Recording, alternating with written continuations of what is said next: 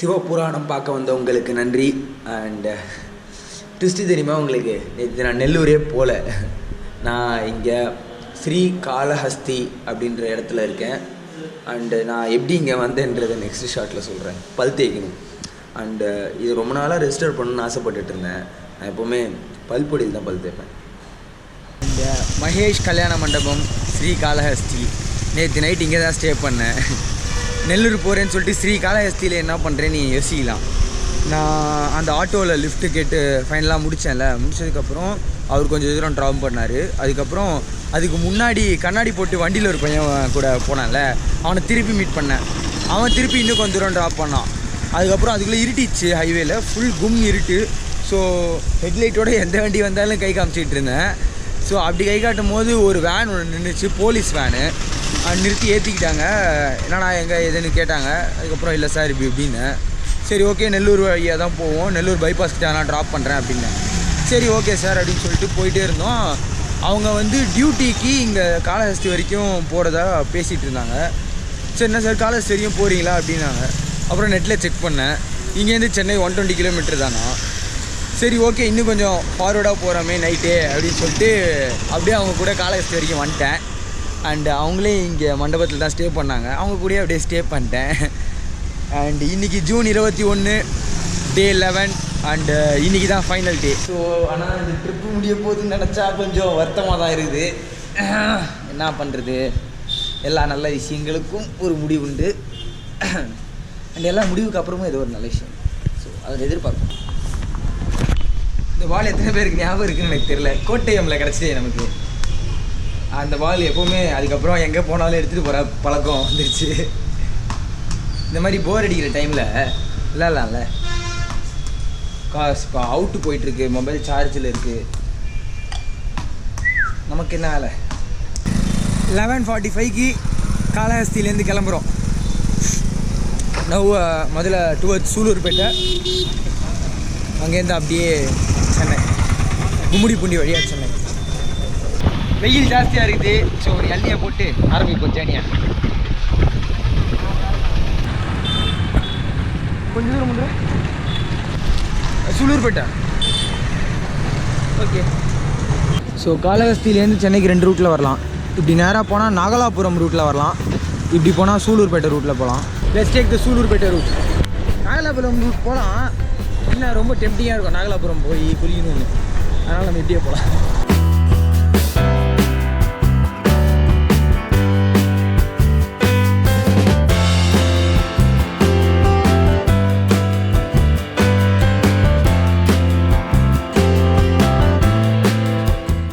என் mobile தொலைஞ்சு போன அன்றைக்கி நிறையா மனிதர்களை பார்த்தேன். ஒரு நல்ல போலீஸை கூட பார்க்கலன்னு சொல்லியிருந்தேன்ல. நேற்று ஒரு போலீஸ் வேனில் தான் வந்தேன் நான். அப்போ தான் தோணுச்சு, அதான் ஓகே போலீஸ்லேயும் நல்ல மனுஷங்க. அதை நான் ரெஜிஸ்டர் பண்ணணுமா இல்லையா, திட்டிட்டு விட்டுட்டேன். ஸோ எனக்கு ஹெல்ப் பண்ணியிருக்காங்க, அதையும் சொல்லலாம்.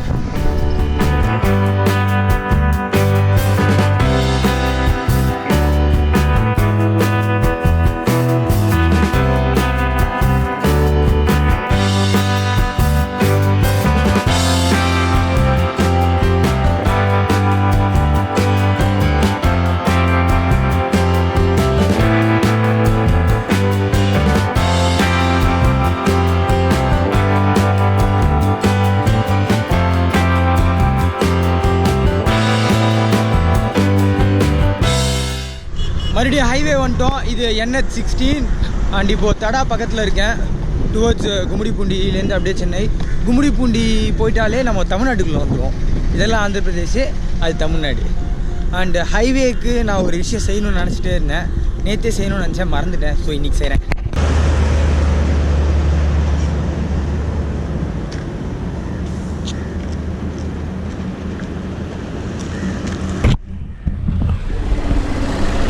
பதினோரு நாள் என்னை பத்திரமா இந்த ஹைவே தான் பார்த்துக்கிச்சு, கூட்டிகிட்டு வந்துச்சு. அதுக்கு ஒரு நன்றிகள் சொல்லணும்ல, கடமை.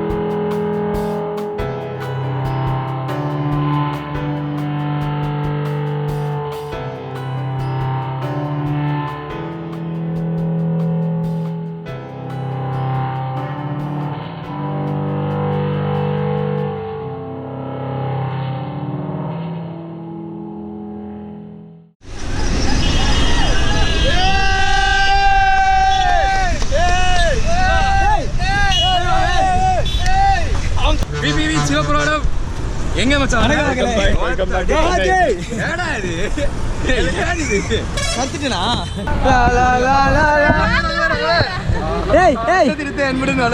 சிவபுராணத்தின் நட்சத்திர சென்னை அன்புடன் வரவேற்கிறது. ஆடடே ஆடடே செல்லக்குட்டி அக்கா ஃபர்ஸ்ட் வீடியோல பார்த்துருப்பீங்க, அதுக்கப்புறம் இப்பதான் பாக்குறீங்க.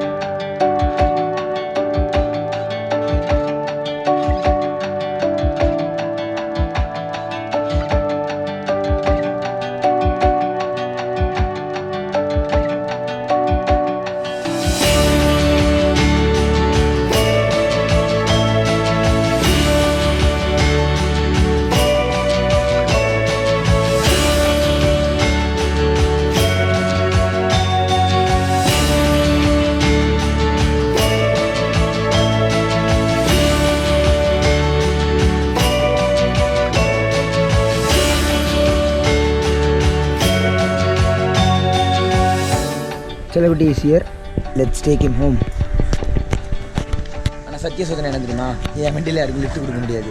ஐ மீன் கொடுக்கலாம், கொஞ்சம் முடக்கி தான் உட்காரணும், கஷ்டம். இட்ஸ் சிங்கிள் சீட்டர் வண்டி. Let's go home.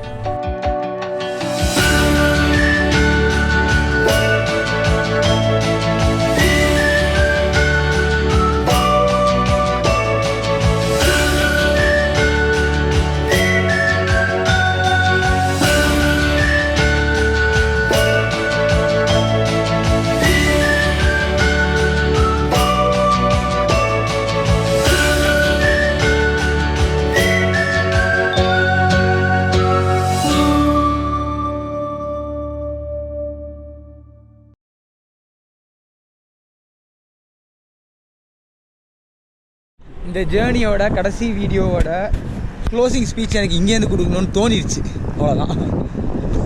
So hashtag யோசிக்காமல் செய்யணும், அதான் என்னோடய ஒரே மோட்டோ. சிவபுராணம் பொறுத்த வரைக்கும் இந்த மாதிரியான ஒரு விஷயம், கவுஹாத்திலேருந்து சென்னைக்கு லிஃப்ட்டு பிடிச்சி வரணும் அப்படின்னு நான் யோசித்ததுக்கு மிக முக்கியமான ஒரு காரணம் தவாங் ட்ரிப்பு. அண்டு அந்த தவாங் ட்ரிப் தனியாக நான் போனேன்ல, ஸோ எனக்கு ரொம்ப பிடிச்சிது. நான் பெருசாக விலாகே பண்ணல, ஆனால் அது ஒரு செம்ம ட்ரிப்பு என்னை பொறுத்த வரைக்கும். ஸோ எப்போவுமே வந்து ஒரு சரியான ஒரு ட்ரிப்பு போனோன்னா ரிட்டர்ன் வீட்டுக்கு போனோடனே ஒரு மாதிரி கொஞ்ச நாள் கேன் இருக்கும். ஐயோ, அந்த ட்ரிப்போட ஹேங் ஓவர்னே சொல்லலாம் அதை. ஸோ அந்த மாதிரி எல்லா ட்ரிப்பும் முடிஞ்சுமே வீட்டுக்கு போனாக்க கொஞ்சம் அந்த மாதிரி இருக்கும். அந்த மாதிரி இல்லாமல் இருக்கிறதுக்கு என்ன பண்ணலாம் அப்படின்ற ஒரு தாட்டு கூட இந்த ஒரு ட்ரிப்பு, ஐ மீன் இந்த ஜேர்னி. ஏன்னா இப்போ நான் வந்து கவுஹாத்திலேருந்து சென்னைக்கு லிஃப்ட்டு பிடிச்சி போகிறப்போ எனக்கு தெரியும் இந்த மாதிரி தான் இருக்கும், கஷ்டப்பட்டு தான் நம்ம போவோம், எல்லாமே தெரியும்.